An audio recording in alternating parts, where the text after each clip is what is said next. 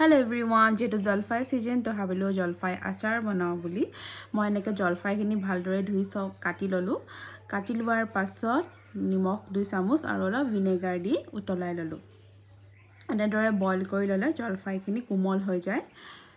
মই বহুত বেছি দেৰি বইল কৰা নাই 5 মিনিট মান বইল কৰিছো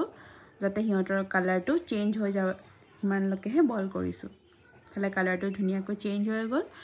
তাৰপিছত কাঢ়ি ললো কাঢ়ি লৈ পানীটো অলপ জোৱাৰ পাছত শুকান কাগজ এখনত এনেদৰে মেলি দিলো এদিন বা দুদিন ৰ'দত দিলে হয় মই কিন্তু দুদিন দিলো তাৰ পিছতে মছলাখিনি পিছিলো সফ জিৰা ধনিয়া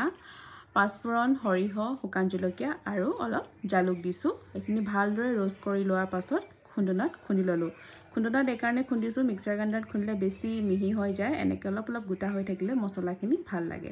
এয়া শুকুৱাই লোৱাৰ পাছত দিয়া দিলো পিছি লোৱা মছলাখিনি জলকীয়া গুড়া অলপ কাশ্মীৰী মিৰ্চ দিছো আৰু ঘৰৰ হালধি দি কিনে তেল দি কিনে ভালদৰে মিহলাই লৈছো যাতে মছলাখিনি ধুনীয়াকৈ লাগি যায় তাৰ পিছত 2 চামুচ নিমখ দিলো সোৱাদ অনুসৰি নিমখ দিব আৰু এফালে শুকান ডিব্বা এটাত ভৰাই দিলো আজিলৈ মানে আছিলে বাই বাই